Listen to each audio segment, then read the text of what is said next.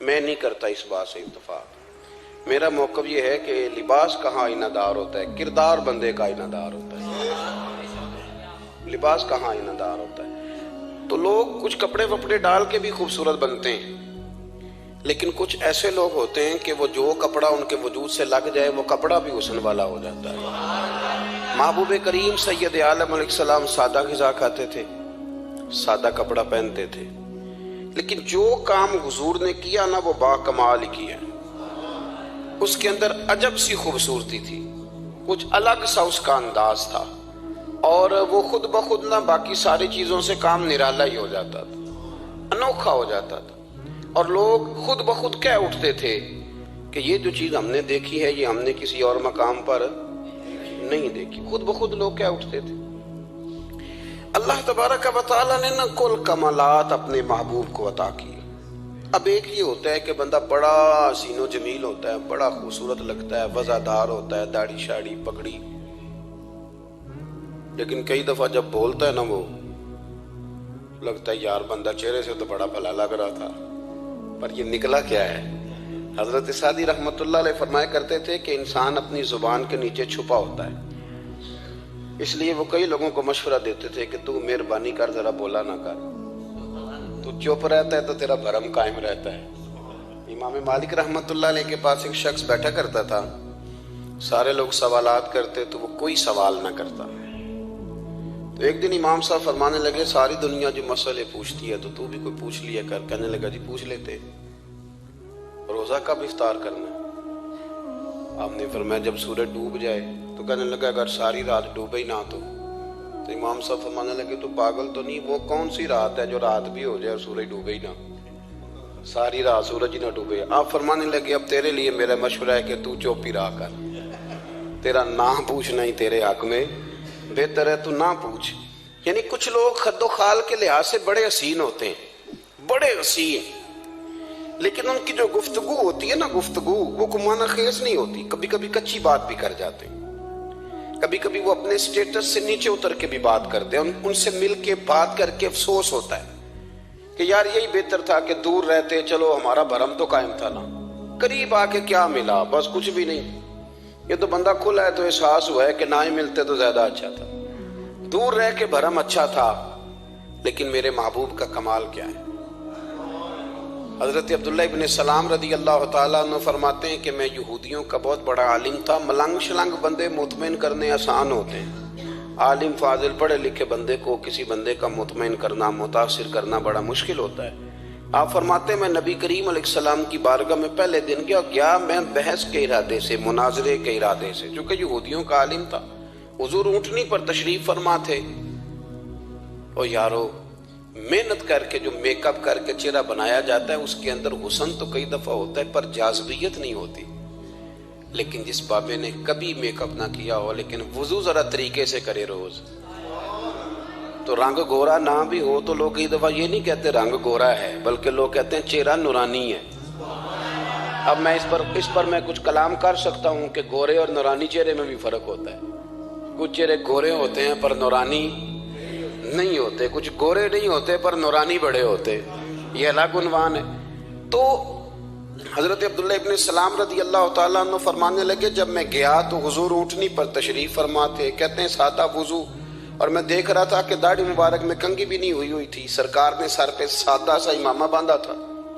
حضور اونٹنی پر بیٹھے تھے، اور جس اونٹنی پر تشریف فرما تھے اس پہ کجاوا بھی کوئی نہیں تھا، لیکن کہتے دو جملے حضور کی زبان سے نکلے، دو جملے، اور میں ان جملوں کا قیدی ہو گیا۔ میرے محبوب نے فرمایا جو چاہتا ہے کہ اس کی عمر بھی زیادہ ہو رزق میں بھی برکت ہو، آپ بھی چاہتے ہیں نا عمر بھی زیادہ ہو رزق میں بھی برکت ہو، تو حضور فرمانے لگے اس کے لیے کرنے کا کام یہ ہے کہ اگر وہ چاہتا ہے عمر زیادہ ہو رزق میں برکت ہو تو اپنے رشتہ داروں کے ساتھ اچھا سلوک کرے۔ یہ حدیث اگرچہ اپنے انہی الفاظ کے ساتھ مشکات میں موجود ہے، لیکن وہاں حضرت عبداللہ ابن سلام رضی اللہ تعالیٰ عنہ کہتے ہیں کہ وہ کیا مٹھاس تھی لفظوں میں، جملے تھوڑے تھے، بات میں گہرائی بہت زیادہ تھی۔ میں آیا تھا بحث کرنے پر میں آگے بڑھا، حضور کا دست مبارک تھاما اور میں نے عرض کی یا رسول اللہ مجھے کلمہ پڑھا دے، میں مسلمان ہونا چاہتا ہوں۔ ہمارے ہاں لوگ سمجھتے ہیں کہ بہت زیادہ فلسفہ بیان کرنے والا شاید کوئی بڑا پڑھا لکھا بندہ ہوتا ہے، یہ جی نفسیات کا بڑا ماہر ہے جی، اس نے کئی ماسٹر کیے ہوئے ہیں، ایم فل کی ہے، پی ایچ ڈی کی۔ او خدا کے بندے، نفسیات کا ماہر وہ ہوتا ہے جو سامنے والے کی عقل کے مطابق بات کرنا جانتا ہے۔ اور اگر تم کہے جی میری بات ہی بڑی مشکل ہے، میں کس کو سمجھاؤں، تو آپ یہ پڑھے لکھے نہیں ہیں، آپ ابھی سمجھدار نہیں ہوئے۔ کلیم الناس علی قدر عقولہم، اگر آپ پڑھے لکھے ہوتے تو لوگ آپ کی بات سمجھتے۔ میرے رسول کریم نے کبھی کوئی مشکل بات نہیں کی، کبھی کوئی فلسفہ نہیں بیان کیا، بلکہ تیری نگاہ ناز سے دونوں ہی مراد پا گئے، عقل غیاب جستجو، عشق حضور۔ اس طرح اقبال کہتے ہیں اگر بڑا عقل مند آدمی ہوتا تھا تو حضور کی بات اس کے دل کو بھی اچھی لگتی تھی، اور اگر کوئی عشق و مستی والا آتا تھا نا کہ میں نے مست ہو کے آنا ہے، تو وہ بھی میرے نبی کی باتوں سے مست ہو جایا کرتا تھا۔ دونوں تیری نگاہ ناز سے دونوں مراد پا گئے۔ تو حضور کو بات کرنے کا سلیقہ بھی بڑا شاندار آتا تھا۔ حضرت عائشہ صدیقہ رضی اللہ تعالیٰ عنہ فرماتی ہیں کہ نبی کریم صلی اللہ علیہ وسلم جب بات کرتے تھے تو اتنی دھیمی کرتے تھے، اتنی دھیرے میں کرتے تھے، میں تو چھوٹا آدمی ہوں، کسی بڑے بندے کو نصیحت بھی نہیں کر سکتا، ورنہ میں علماء سے تو نہیں، لیکن جو طالب علم ہیں جن کا خیال ہے کہ شاید اور میرے پاس کچھ سیکھنے آئے ہوئے ہیں مدرسے کے، تو میں ان سے کہتا ہوں کہ وہ کیا خطابت ہوئی جس میں سامنے والے کو سمجھ ہی نہیں آئی آپ نے کیا کہا ہے۔ آپ اتنے جوش میں چلے گئے، کہتا جی وہ میرا عشق بڑا جوان تھا۔ تو میں نے کہا آپ کا عشق زیادہ جوان تھا کہ رسول پاک کی سنت سے ہی آگے نکل گیا ہے؟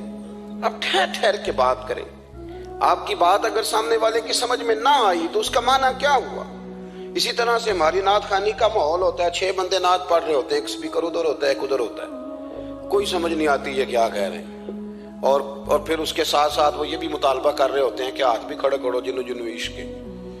میں کہ انجنی کہی تھا ویسے تو کہہ چلو پڑھ لیں، ورنہ اگر آپ ایسے ہی استاد بائی پاس والے بیچارے کو تو ہارٹ اٹیک ہو جائے گا ہاتھ کھڑا کرے گا، تو ہے تو وہ بھی عاشق رسول ہی نا، لیکن یہ قسمیں نہ ڈالیں، یہ کوئی طریقہ ہی نہیں ہے، نہ کہیں دین اس کی اجازت دیتا ہے۔ ہم نے تو یہ سنا ہے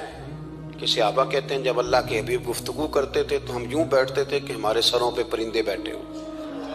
تو حرکت بھی نہیں کرتے تھے۔ تو بہرحال جو بات عرض کرنی ہے اس پر غور کریں۔ جناب عائشہ صدیقہ کہتی ہیں ٹھہر ٹھہر کے بات کرتے، آہستہ، اور یہ لفظ آپ کو یاد رکھنا ہے۔ سیدہ عائشہ صدیقہ کہتی ہیں جب حضور گفتگو کرتے تھے نا تو اگر ہم نبی پاک کے الفاظ کو گننا چاہتے تھے تو گن بھی سکتے تھے، گننا چاہتے تو گن بھی۔ ایک تو آپ کی جو سادگی ہوگی وہ اصل ہوگی، ملمہ سازی سے نکلیں۔